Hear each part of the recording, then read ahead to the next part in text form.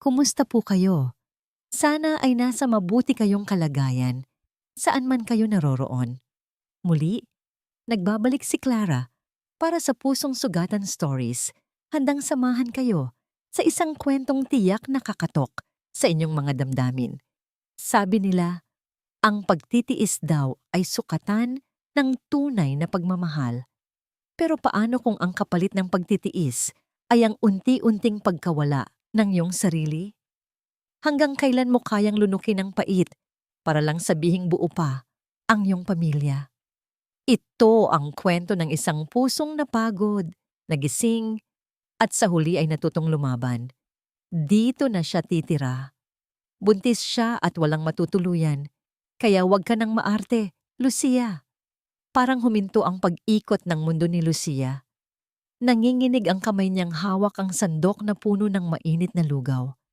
Ang amoy ng luya at manok na kanina lang ay pumupuno sa maliit nilang kusina ay biglang tila naging mapakla.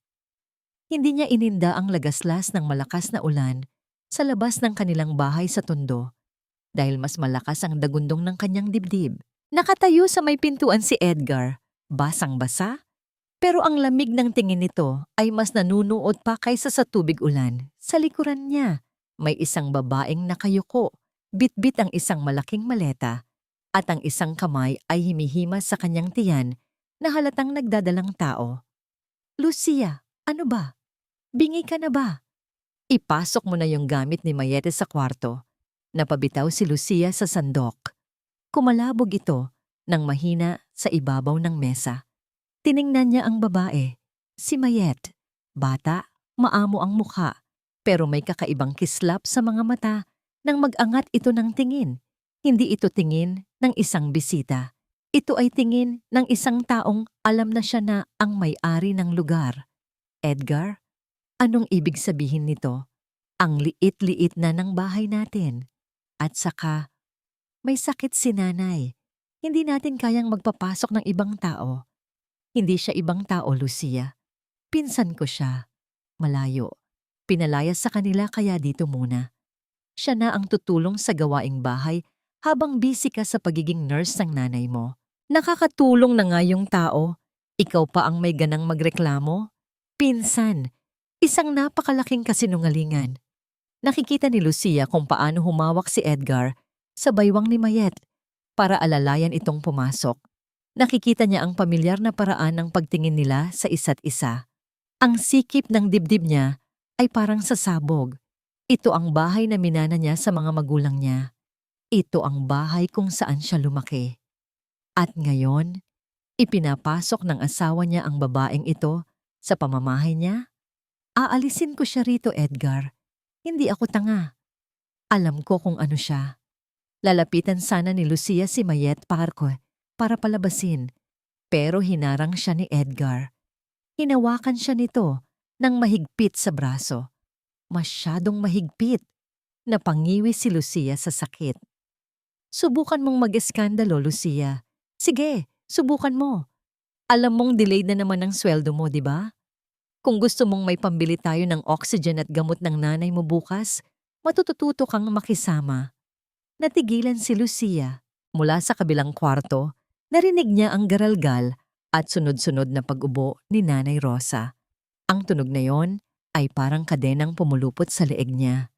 Ang buhay ng nanay niya ay nasa mga kamay ni Edgar. Hawak nito ang pera. Hawak nito ang lahat. Binitawan siya ni Edgar ng padabog at nilingon si Mayet. Nang may ngiti, isang ting matagal na niyang hindi ipinakikita kay Lucia. Pasok ka na, Mayet. Doon ka sa kwarto sa tabi ng kusina. Hayaan mo na yang si Lucia. Pagod lang yan. Nakatayo lang si Lucia habang pinapanood silang dalawa. Ang babaeng estranghero naglalakad papasok sa kusina niya, humahawak sa mga gamit niya at ngumingiti ng matamis. Isang ngangiting punong-puno ng lason. Wala siyang magawa para kay nanay. Kailangan niyang lunukin ang lahat para kay nanay. Bumalik si Lucia sa harap ng kalan. Hinalo niya muli ang lugaw kahit nanginginig pa rin ang kanyang mga tuhod. Pumatak ang isang luha sa mainit na sabaw. Mabilis niya itong pinunasan. Bawal umiyak, bawal sumuko. Hindi pa ngayon. Isang buwan, isang mahabang buwan ng pagkakagapos. Dati, ang maliit nilang bahay sa Tondo ay tahanan ni Lucia. Dito siya lumaki, dito nagmula ang mga alaala niya, kasama ang kanyang nanay at tatay. Ngayon, ito ay naging isang malaking entablado ng kabaliwan. Siya ang tanging nakakakita ng totoong nangyayari, pero wala siyang boses. Ang bawat umaga ay nagsisimula sa pag-aahanda ng almusal para kina Edgar at Mayet. Si Edgar, palaging maagang umaalis, na may halik sa pisngi ni Mayet, pero isang malamig na tingin lang ang binibigay kay Lucia. Si Mayet naman, nakaupo lang sa sala, hinihimas ang lumalaking tiyan, habang si Lucia ay nagmamadaling naghahain ng sinaing. Lucia, ang kanin. Malata pa. Ang unang bati ni Mayet. Walang galang. Parang utos lang. Lucia, di ba sinabi ko na yan? Hindi ka ba nakikinig? Huwag mong pabayaan yung pagluluto mo. Kailangan maluto yung kanin ng sakto. Mapait na napangiti si Lucia sa sarili. Sakto na nga. Sakto lang para sa kanila. Pagkatapos nilang kumain, kasama ang pagtatapon ni Edgar ng pinagkainan sa lababo, saka pa lang siya kukuhanan ng tira. Kadalasan, ang natitirang kanin na lamang ang kanyang almusal. Dumating pa ang isang araw, may nag-doorbell. Tita Marites, ang tsismosa nilang kapitbahay. Si Edgar, agad na lumapit sa pinto, buong pagmamalaki, at niyakap si Tita Marites na parang matagal nang hindi nagkita. Halika, tita. Pasok kayo. Medyo magulo lang dito. Kasama kasi namin itong si Mayet, kapatid ni Lucia. Dumalaw lang saglit. Napapikit si Lucia sa narinig. Kapatid? Saan nanggaling iyon? Sa harap ni Tita Marites, na ang mga mata ay parang CCTV camera. Walang mintis, sa pag-scan, sa bawat sulok ng bahay, sa bawat galaw ni na Edgar at Mayet. Aba, oo nga Edgar. Mukhang masaya kayo dito. Ang ganda naman nitong si Mayet. Mukhang magiging ina na. Ang nakakalokong sinabi ni Tita Marites, sabay tawa na parang sinasabihan na ng mga sikreto ang buong barangay. Si Mayet, kiminang ngumiti at hinimas ang kanyang tiyan. Si Lucia, parang tinutusok ng libo-libong tinik. Kailangan niyang magpanggap. Kailangan niyang ngumiti. Kailangan niyang maging ang magandang kapatid na si Lucia na nag-aalaga sa batang paslit na si Mayet, na nagluluto at naglilinis para sa kanila. Oo nga po, tita. Napakabuti po talaga ni Edgar. Pinatira niya po kami rito. Ang sinabi ni Lucia, ang boses niya ay parang nababalot ng usok. Malayo na po ang napuntahan ng pamilya natin. Nang makaalis si Tita Marites, agad siyang tinulak ni Edgar sa pader. Tanga ka ba? Anong klaseng tingnan mo yon? Kung narinig ni Tita na girlfriend mo yon, naku lagot tayo. Kailangan mong maging mas magaling na kapatid. Napapasandal si Lucia sa pader, pinipigilan ang paghikbi. Ang sakit, ang kahihiyan. Ang bawat sandali ay parang pagpapako sa krus. Sa bawat pagkaing inihahain niya, sa bawat paglilinis ng banyo, sa bawat utos na sinusunod niya, pakiramdam niya ay napupunit ang pagkatao niya. Wala nang natitira. Sa pagitan ng pagpapalit ng diaper ni Nanay Rosa at paghahain ng hapunan para kina Edgar at Mayet, naisipan niyang ilabas ang kanyang maliit na baong pera. Ilang piraso lang ng piso at 5,000. Ito ang kanyang secret fund. Pinilit niyang magtago ng kaunti mula sa allowance na binibigay ni Edgar para lang magkaroon ng sariling perang hawak. Kailangan niya. Hindi niya alam kung kailan, pero kailangan niya. Maingat niya itong itinago sa ilalim ng isang unan sa kanilang lumang aparador kung sakaling kailanganin niya. Dumaan ang araw. Si Nanay Rosa lalo nang nanghihina. Naramdaman ni Lucia ang pag-asa na unti-unting lumalamig. Nakarinig siya ng pagtatalo mula sa kwarto ni na Edgar at Mayet. malakas. Edgar, kailangan na natin ng pera para sa gamot ni nanay. Malapit na ang resupply date. Wala tayong pera, Lucia. Huwag mo akong iniistorbo sa mga drama mo. Sigaw ni Edgar. Narinig niyang humihikbi si Mayet. Sumunod, narinig niya ang bulong ni Edgar, parang isang sikreto na ibinubulong sa hangin. Isang pangalan ng pautang. Isang pangalan ng taong hindi niya kilala. Sino ba ang pinagkakautangan niyo, Edgar? Tanong niya habang nakatayo sa may pintuan. Si Edgar, nanlaki ang mata. Si Mayet, agad na tumahimik at yumuko. Anong pakialam mo? Magluto ka na lang ng hapunan. Sigaw ni Edgar. Pero sa likod ng galit nito, nakita ni Lucia ang takot. Ang takot na hindi niya maintindihan. Bakit nagkakautang si Edgar? Hindi ba sapat ang kinikita nito? At bakit parang takot na takot si Mayet? Biglang may narinig siyang pagkalabog mula sa kwarto ni Nanay Rosa. Tumakbo siya doon. Nanay! Dugo. Dumadaloy ang dugo mula sa ilong ni Nanay Rosa. Nanghihina ito, nakahawak sa kanyang dibdib. Nanay!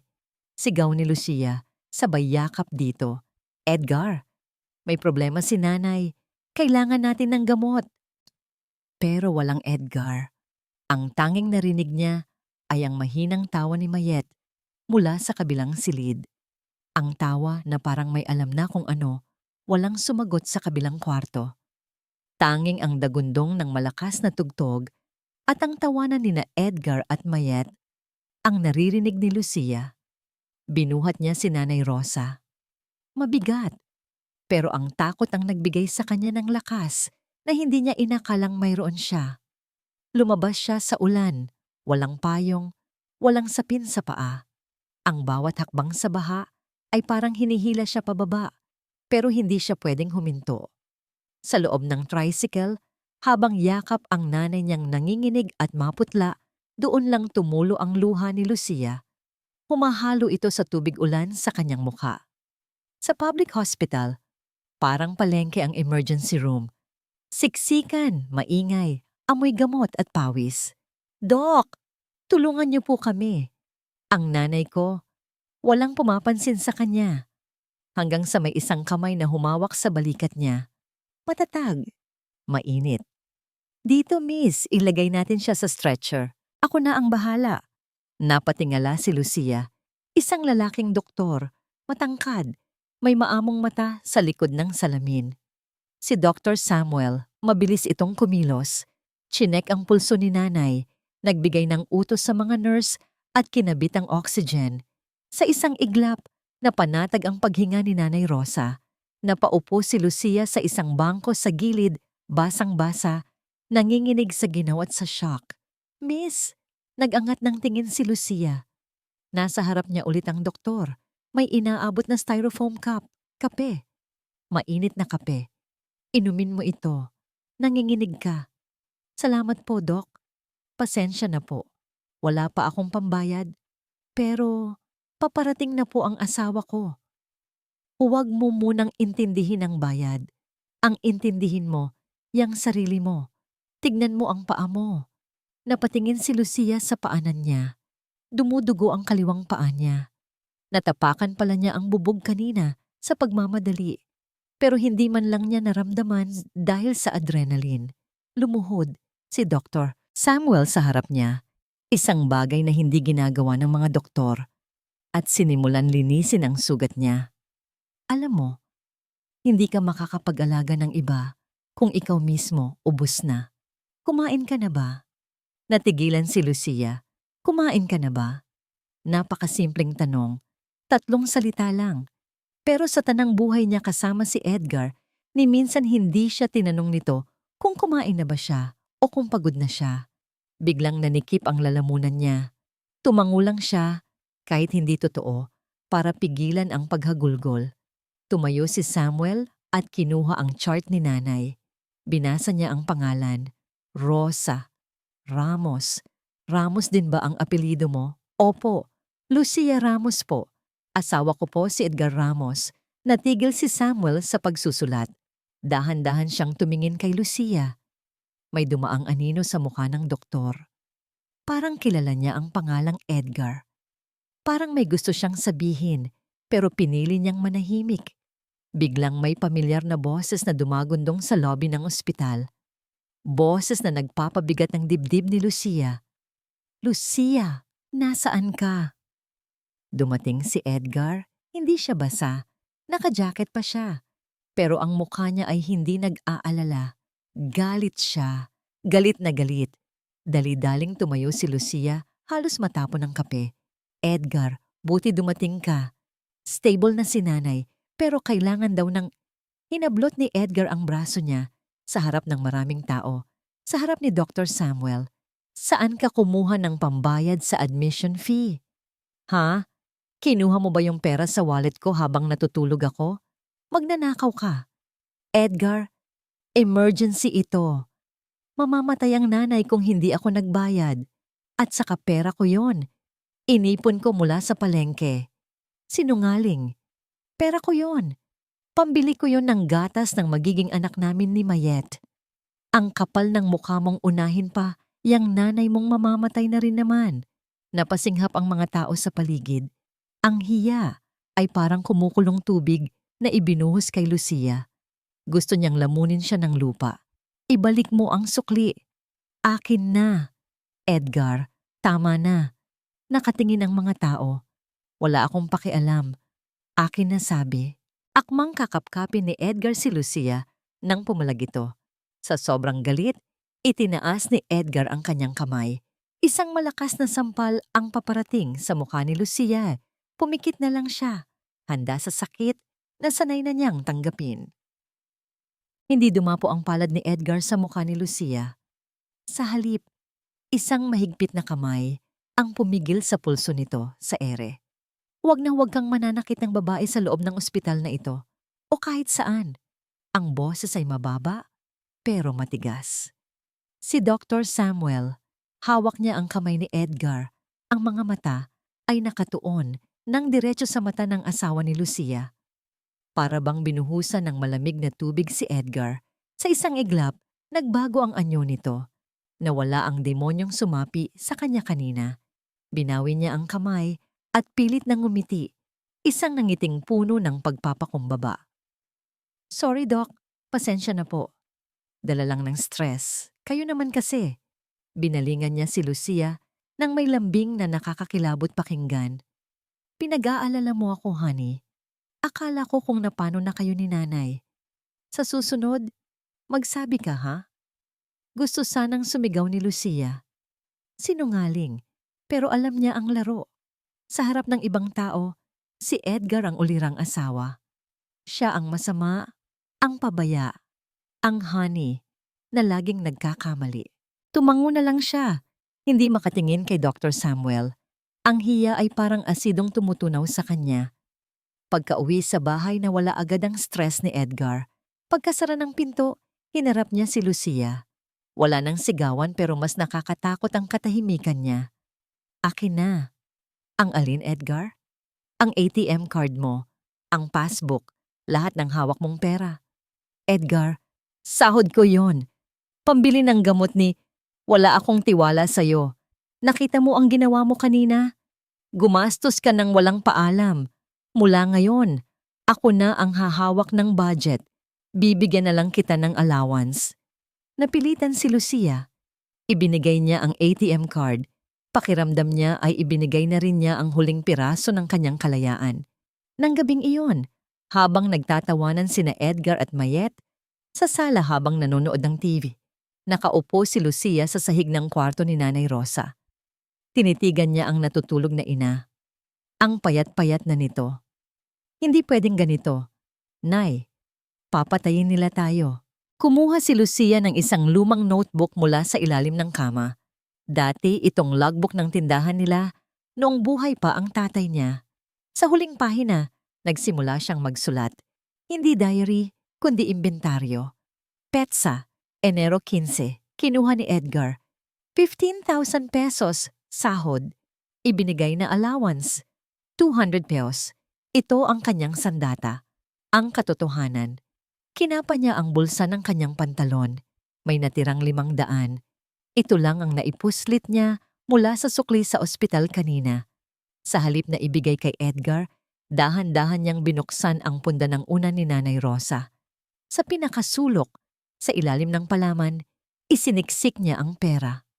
Ito ang secret fund natin, Nay, bulong niya. Para sa emergency. Hindi ito makukuha ni Edgar. Biglang bumukas ang pinto. Napatalon si Lucia. Nakatayo doon si Mayete. Nakita niya. Nakita niya ang pagtago ni Lucia ng pera. Nanigas si Lucia. Hihirit ba ito? Tatawagin ba nito si Edgar? Nagkatitigan sila ng ilang segundo. Ang mga mata ni Mayet ay mahirap basahin. May halong lungkot, takot, o awa. Sa halip na sumigaw, tumalikod lang si Mayet at isinara ang pinto ng dahan-dahan. Hindi siya nagsumbong.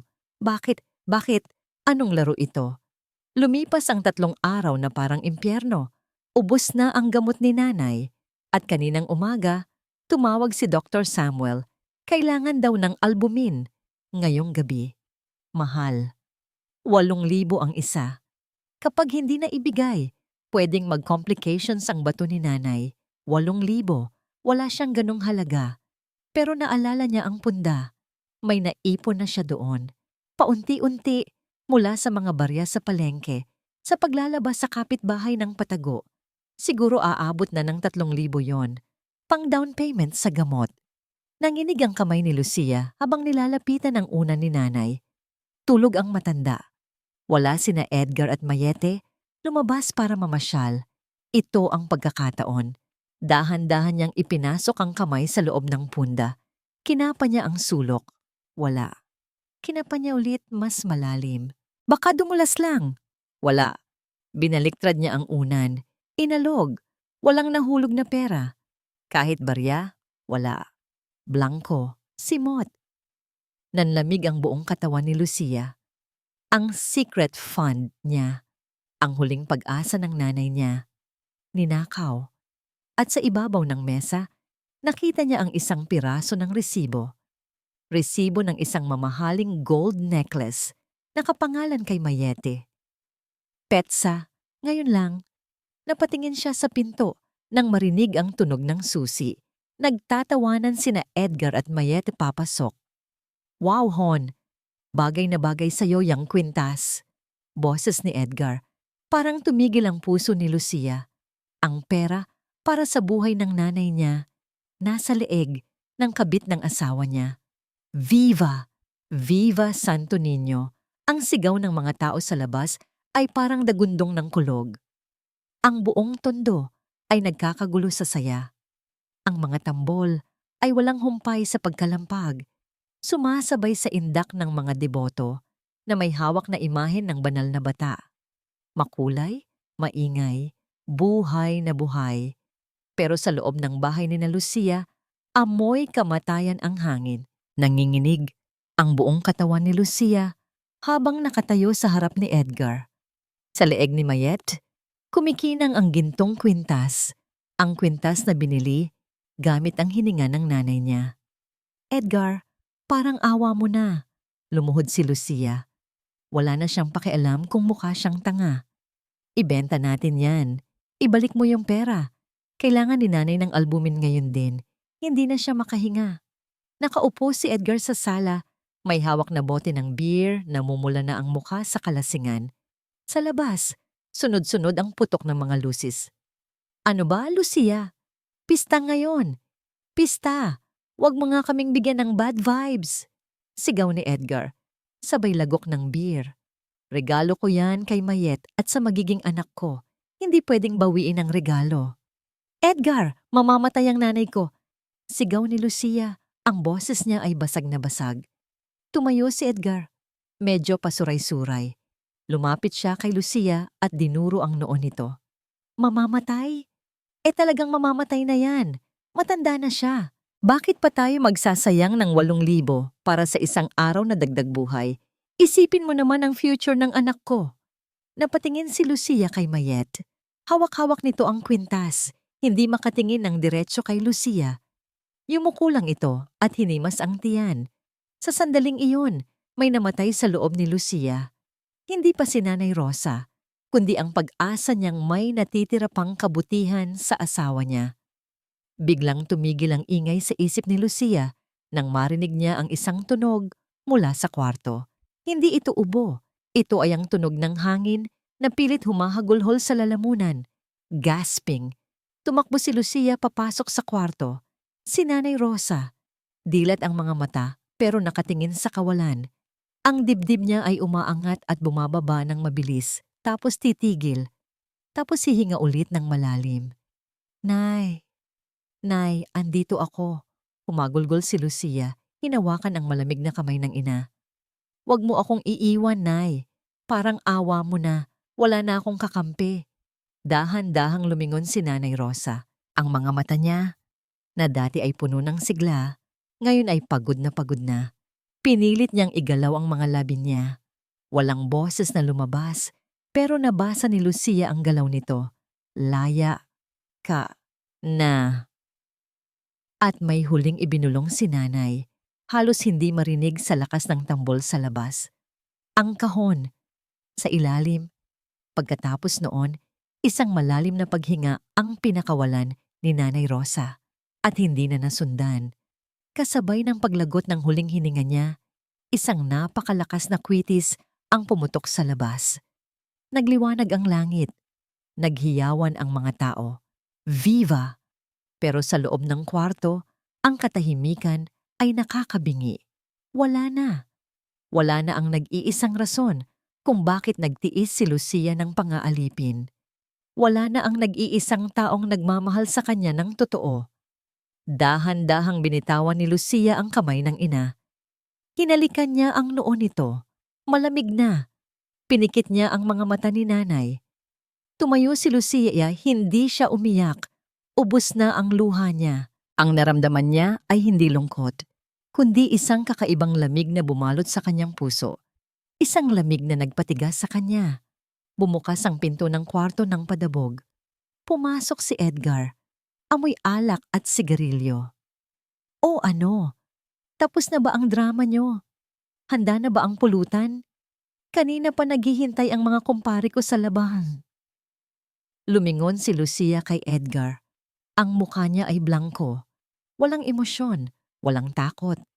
Tinitigan niya si Edgar sa mata, isang tingin na nagpatigil sa lasing na lalaki. Patay na siya, Edgar, sabi ni Lucia. Ang boses niya ay parang yelo. Patay na siya habang nagpapakasaya kayo.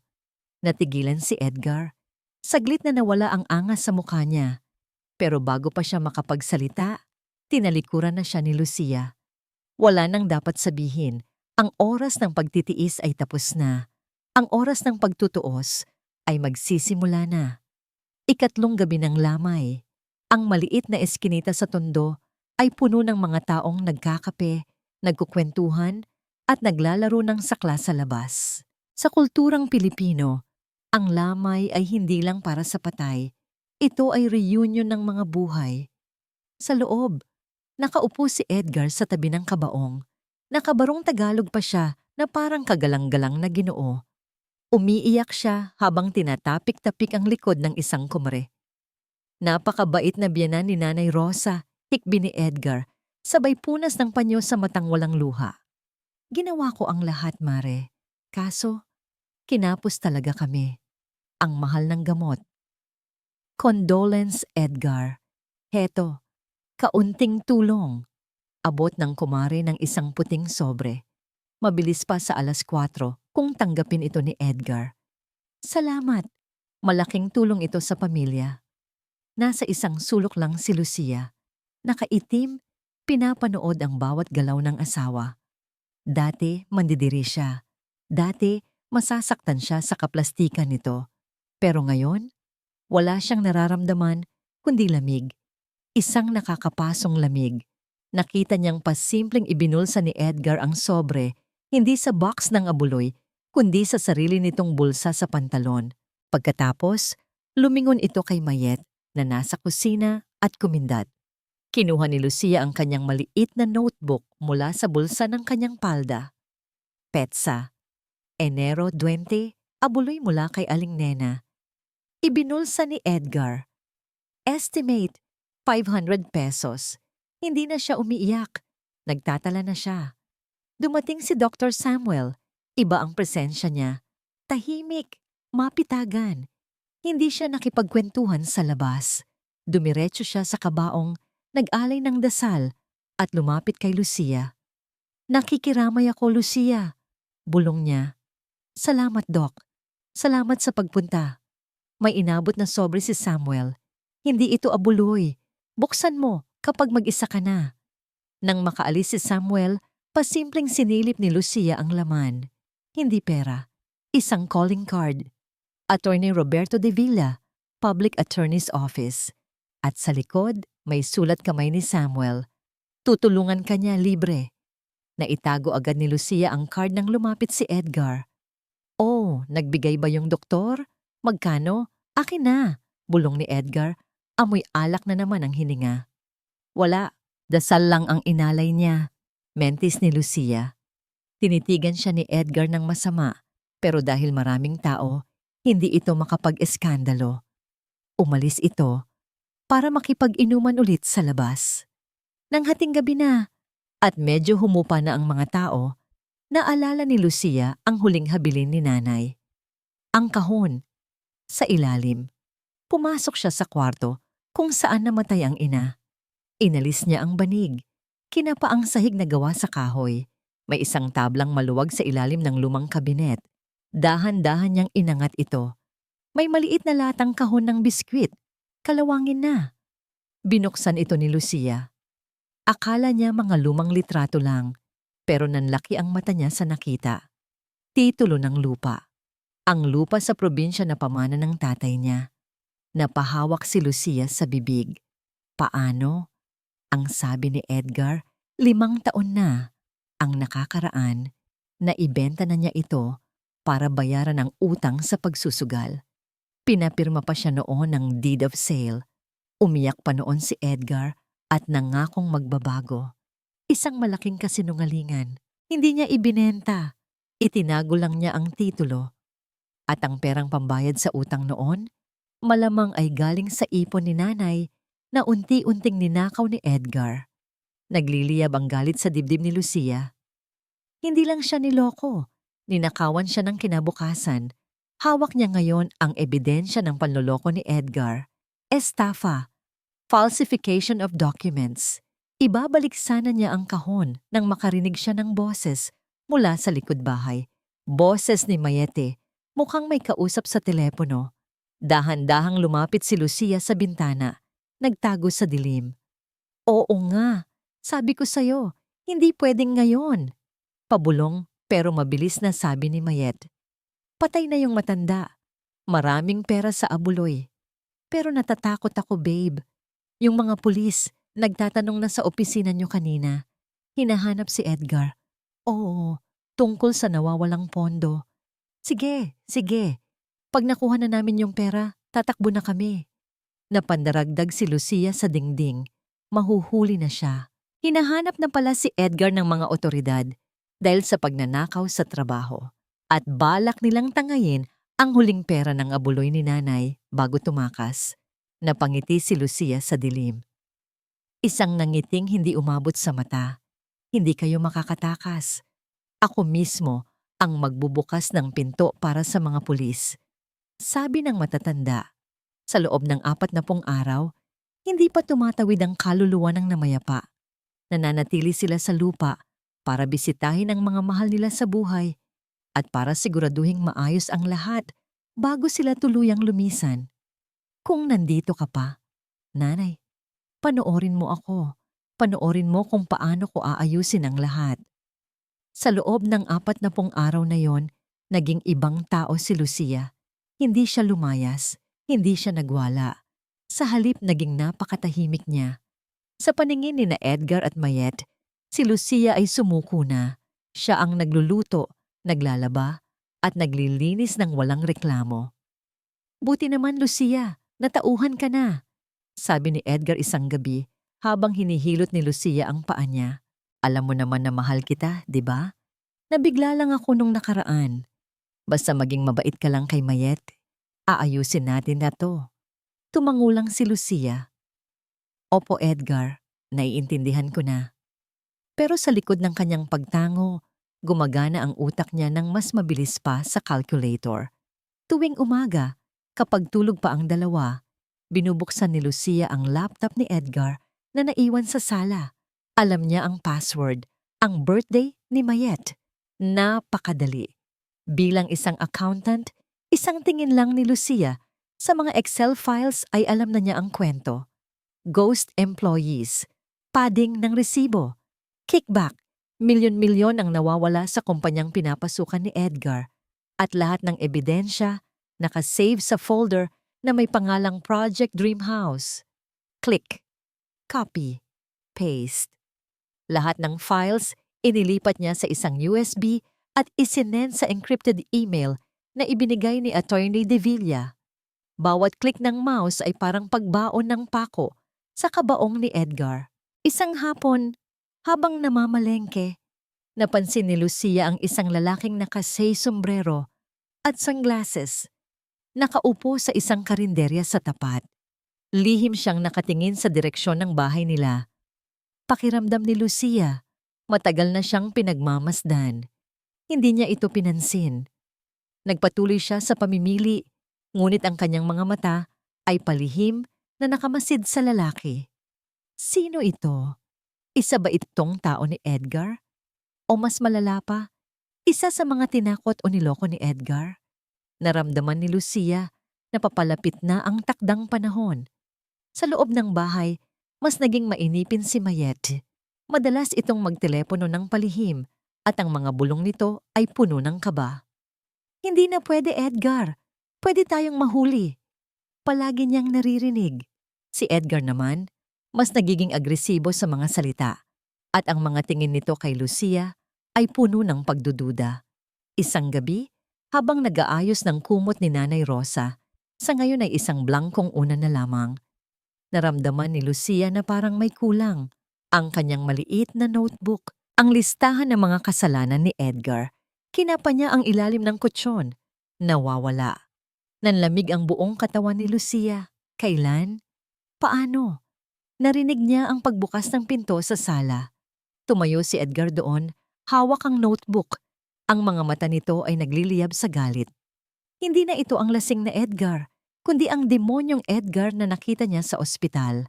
Sa mga kamay nito, ang kanyang maliit na listahan ay parang isang matalim na patalim na nakatutok sa leeg nito. Ano to, Lucia? Binasag ni Edgar ang katahimikan ng gabi. Ang boses nito ay parang bulkan na sumasabog. Sinusubukan mo akong sirain. Nanginginig ang mga kamay ni Edgar habang hawak ang notebook. Ang bawat pahina ay parang akusasyon.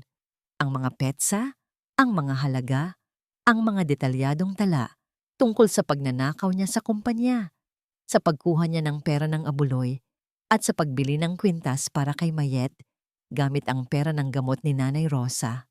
Ano to, Lucia? Umalingaw ang sigaw ni Edgar sa buong bahay. Sinusubukan mo akong sirain? Hindi sumagot si Lucia. Sa halip lumapit siya kay Edgar. Sa bawat hakbang niya, pakiramdam ni Edgar ay parang may bumibigat sa hangin. Ang mga mata ni Lucia ay hindi na ang mga matang takot o mga matang puno ng luha. Ito ay mga matang parang bakal, matigas at walang awa. Sinusubukan? Edgar? Mahinang sabi ni Lucia. Matagal mo na akong sinira. Ngayon, binubuo ko lang ulit ang sarili ko. Akmang susunggaban ni Edgar si Lucia, ngunit biglang may malakas na kalabog sa pintuan. 3 sunod-sunod na katok. Kasunod ang isang boses na nagpatindig ng balahibo ni Edgar. Pulis! Buksan ang pinto! May warrant kami para kay Edgar Ramos! Nanlaki ang mata ni Edgar. Nabitawan niya ang notebook ni Lucia. Nagmamadali siyang tumingin kay Mayet na napatayo sa gulat. Nakaputing dress pa rin na suot niya simula nung hapon. Mayet, kailangan nating tumakas. Sigaw ni Edgar. Pero huli na. Pinihit ni Lucia ang doorknob. Biglang bumukas ang pinto. May 2 pulis na pumasok, kasama ang isang lalaki na pamilyar kay Lucia. Ang lalaking may sombrero at sunglasses na nakita niya sa karinderya. Isa pala itong imbestigador. Nasa likod niya, nakatayo si Atty. De Villa at sa tabi nito, si Dr. Samuel. Nagulat si Edgar. Ang pagkalasing niya ay parang nawala. Naramdaman niya ang malamig na siko ng baril na itinutok sa kanya ng isang pulis. Edgar Ramos, arestado ka sa kasong estafa at falsification of documents. May karapatan kang manahimik. Anumang sasabihin mo ay maaaring gamitin laban sa'yo. Hindi! Nagkakamali kayo. Siya. Sigaw ni Edgar. Sabay turo kay Lucia. Siya ang may gawa niyan. Kinokopya niya yung mga files ko. Ang mga files mo, Edgar, ay galing sa kumpanya mo. At lahat ng ebidensya na ipasa na namin sa mga otoridad. Kalmadong sagot ni Atty. De Villa. Kabilang ang mga transaksyon mo sa pautang na pinangalanan mo sa asawa mo at ang mga testigo sa pagnanakaw mo ng pondo ng kumpanya. Nag-iba ang tingin ni Edgar kay Lucia. Hindi na ito galit, kundi takot. Takot na takot. Lucia, hindi mo ito magagawa sa akin. Ako ang asawa mo. Umiling si Lucia. Wala nang tayo, Edgar. Matagal nang namatay ang asawa mo sa akin. Nang makita ni Mayet na nakulong na si Edgar, agad itong kumilos. Mabilis niyang kinuha ang kanyang bag at sinubukang tumakas sa likod bahay. Pero bago pa siya makaalis, napansin niya si Lucia. Nagkatitigan sila ng isang sandali. Isang ngiti ang sumilay sa labi ni Lucia. Isang ngiti ng pagpapaalam at ng pag-unawa. Hayaan mo siyang tumakas. Hindi na siya mahalaga. Ikaw, Mayete! Biglang sigaw ni Edgar. Hindi mo ako pwedeng iwan. Pero tumakbo na si Mayet. Hindi na lumingon. Nilagyan ng posa si Edgar. Habang inilalabas siya ng bahay, patuloy siyang sumisigaw. Lucia! Hindi pa tayo tapos. Babalikan kita. Pagbayaran mo ito. Pero si Lucia hindi na nakikinig. Ang mga mata niya ay nakatingin sa labas ng pinto. Ang dating eskinita ng tondo na puno ng alaala ay ngayon ay naging daan ng kalayaan. Hawak niya ang isang maliit na backpack. Nasa loob ang mga gamit niya, ang mga papeles niya, at ang urn ng nanay niya. Lumingon siya kay Dr. Samuel at Atty. De Villa. Salamat po.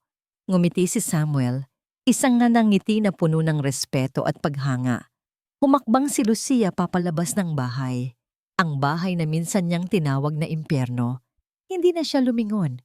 Sa labas, may naghihintay na tricycle. Ang tunog ng sirena ng pulis ay palayo na. Ang tunog ng mga tambol ng Santo Niño ay malabo na. Ang tanging naririnig ni Lucia ay ang malakas na tibok ng kanyang sariling puso. Malaya. Sa wakas, malaya na siya. Malaya. Ang salitang yon ay parang sariwang hangin na dumadaloy sa kanyang baga. Ang simoy ng hangin sa gabi, kasama ang bahagyang amoy ng alikabok sa tondo, ay hindi na nakakabigat sa dibdib ni Lucia.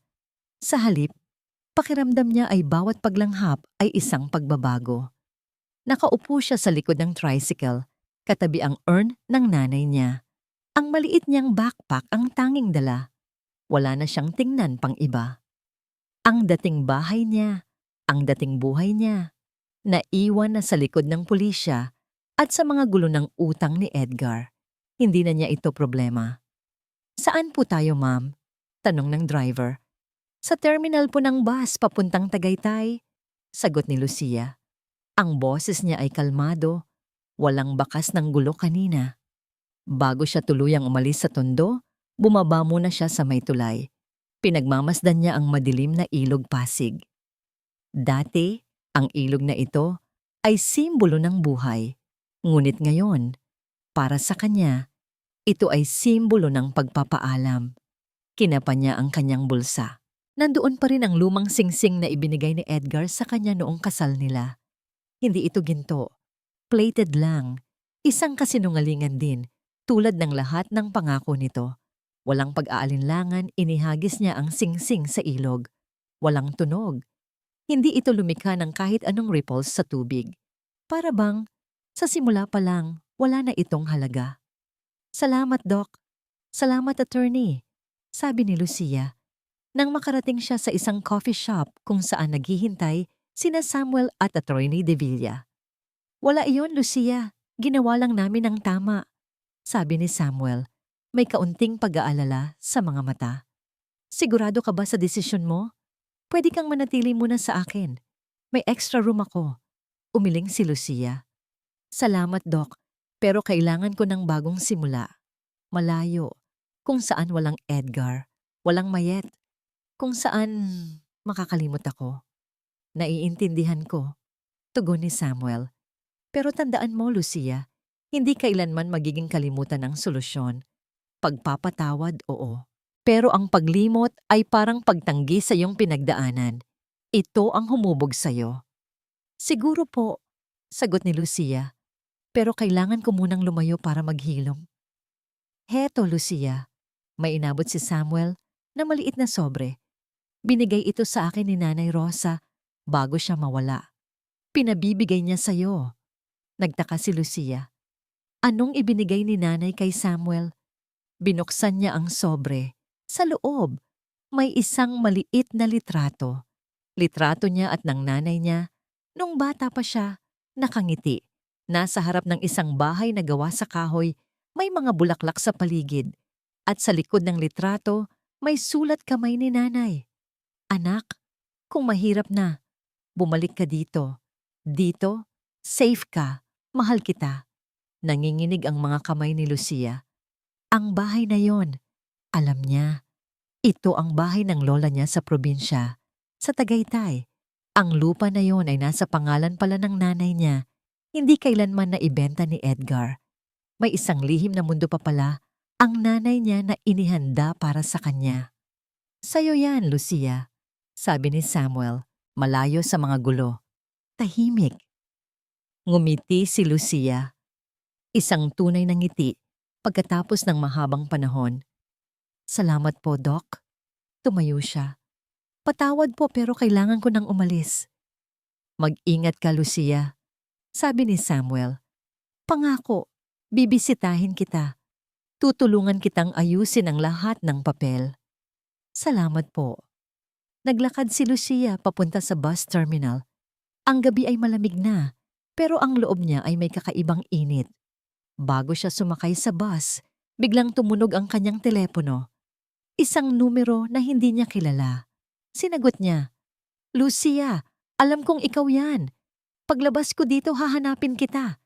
Hindi pa tayo tapos. Pagbabayarin kita. Boses ni Edgar. Galing sa bilangguan. Hindi sumagot si Lucia. Kalmado niyang pinatay ang tawag. Nag-block number siya. Pagkatapos, pinatay niya ang kanyang telepono. Wala nang makakaistorbo. Wala nang makakapinsala. Sumakay si Lucia sa bus. Tumayo siya sa bintana at tiningnan ang papalayo ng mga ilaw ng Maynila. Isang kabanata ang natapos. Isang bagong pahina ang sisimulan. Kasama ang abo ng nanay niya at ang kanyang sarili na sa wakas ay natutong lumaya. Isang taon na ang lumipas mula nang lisanin ni Lucia ang magulong buhay sa Tondo. Ngayon, ang simoy ng hangin sa Tagaytay ay hindi na malamig dahil sa lungkot, kundi sariwa at nagbibigay buhay.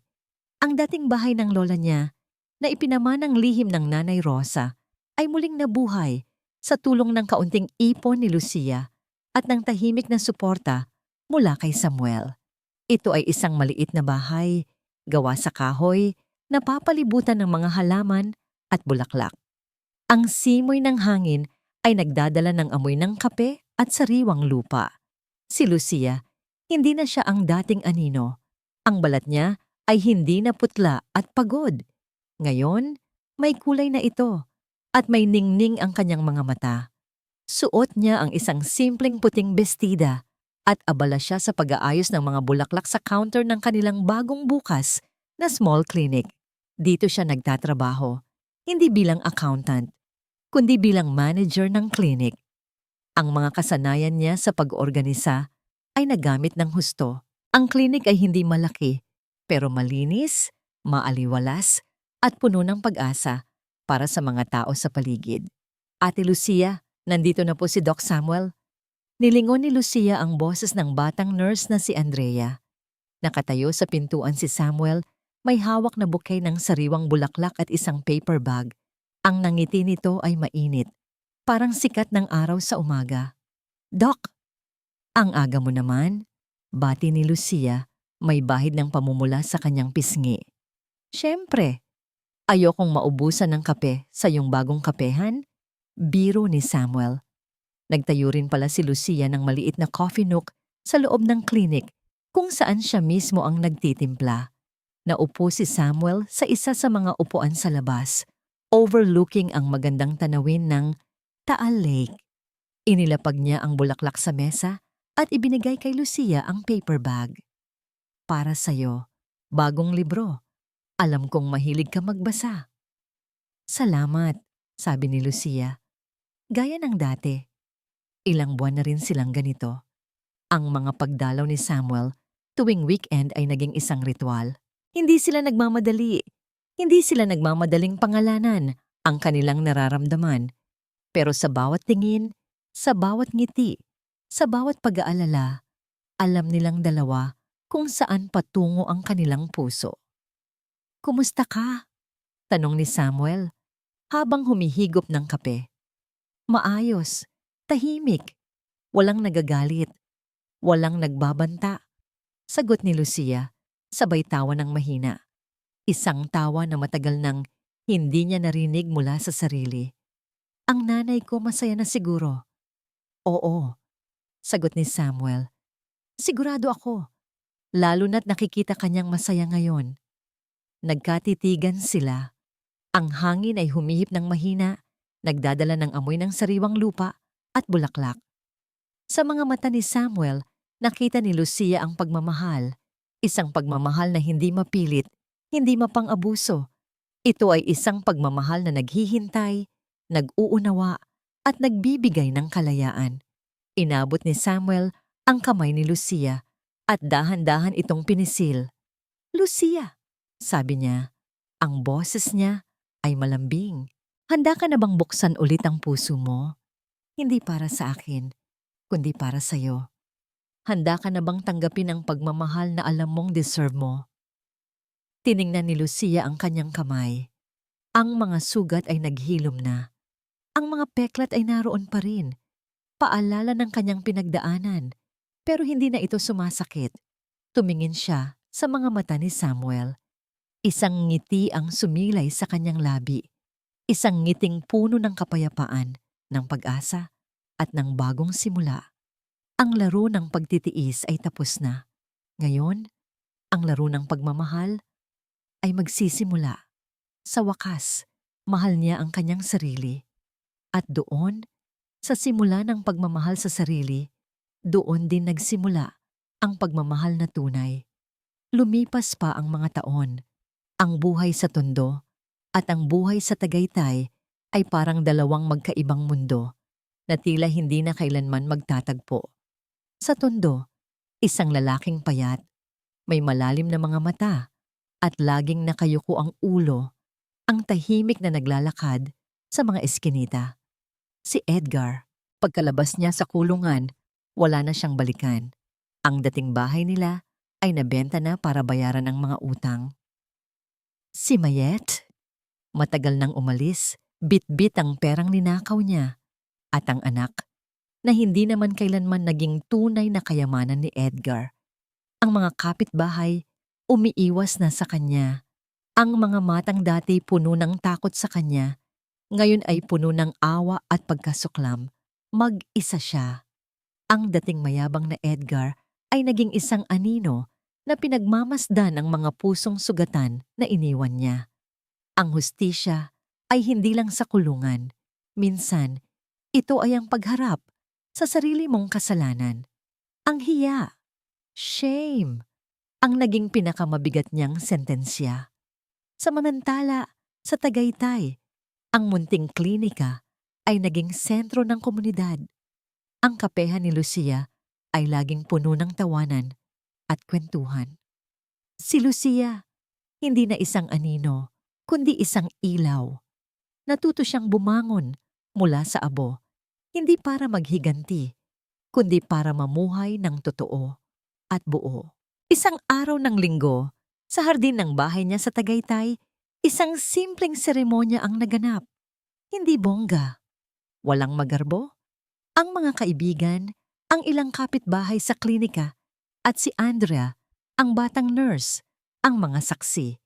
Nakatayo si Lucia, suot ang isang puting barutsaya, may hawak na bouquet ng puting sampagita. Sa tabi niya, si Samuel, nakabarong Tagalog, ang mga mata ay puno ng pagmamahal. Hindi sila nangako ng walang hanggang fairy tale.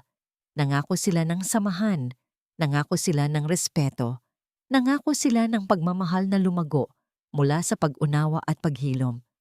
Tiningnan ni Lucia ang litrato ng nanay niya na nasa maliit na altar sa tabi ng kabaong urn. Ngumiti siya. Nay, ang kahon sa ilalim mo, ito na. Ito na ang aking bagong buhay. Ito na ang aking kalayaan. Hindi ko nalimutan ang sakit, pero pinatawad ko na. Hindi para sa kanya, kundi para sa akin. Para makalaya ako. Nakahanap na po ako ng kapayapaan.